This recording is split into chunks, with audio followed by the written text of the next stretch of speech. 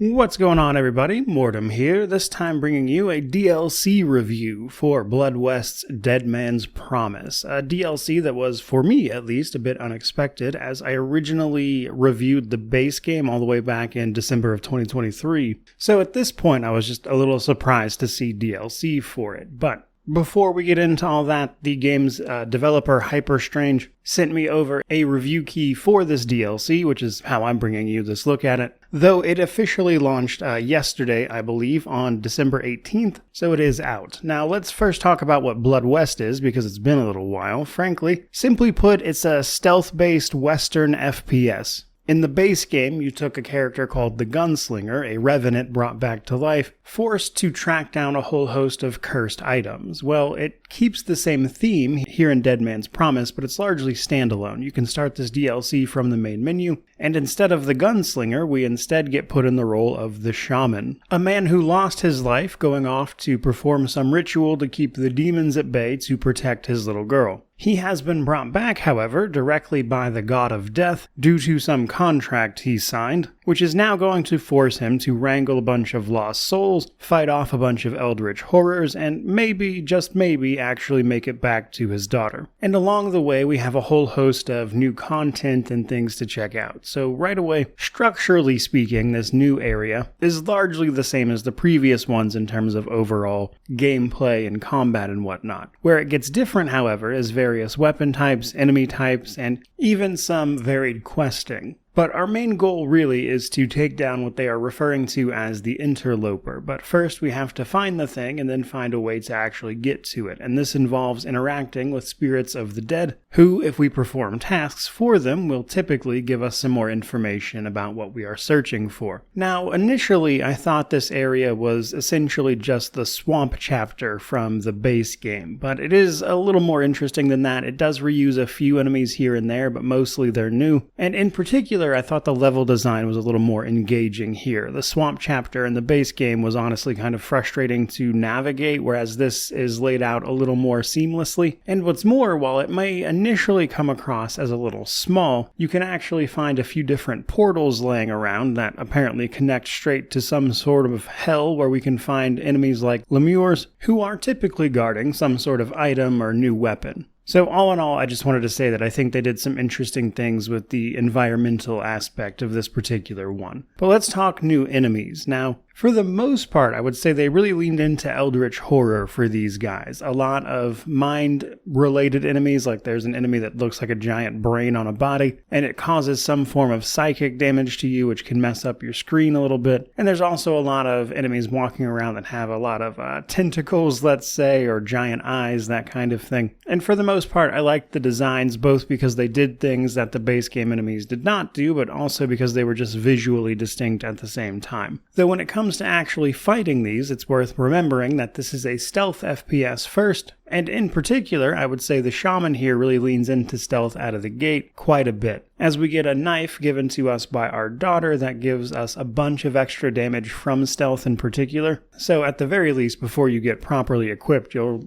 likely be using stealth in order to not die repeatedly. Now, in order to start outfitting yourself a little better, we're likely to interact with a few different traders, and I think it's worth a mention that as this DLC uses a slightly different trade system for, at the very least, one of the vendors, and that is soul essence. Every time you kill an enemy, you'll get a bit of soul essence to spend at this specific vendor, as opposed to having to strictly earn cash, which mixes things up a little bit, though it doesn't really change much else besides, as you'll still just be buying the usual stuff from this vendor, but you can also get things like some of the new weaponry, staves, voodoo dolls, etc. But let's talk a little bit about that equipment in particular. Probably the biggest one straight away is the staff weapons. These typically have like a basic melee swing, but then also can shoot some sort of projectile that has varying effects. One of them made me completely immune to the Lemure's acid effects, while also having a chance to paralyze enemies that it hits. Another one increased the melee damage taken by spectral enemies as an example. So there were quite a few to mess around with and find, and they all did different things. I also mentioned those voodoo dolls. That's just a sort of different type of weapon where you can curse your enemies and then that will have various effects as well. And then on top of that, if you lean into it, you can even do like a little bit of summoning with this DLC, as some items you find will summon in creatures to help you, like a wraith at certain times, and then there is a new perk that will let you lean into that as well, which I thought was neat. Though in terms of the perks, as we do all this, complete quests, etc., we'll earn experience and level up as normal, but our perks will actually be an entirely brand new perk tree.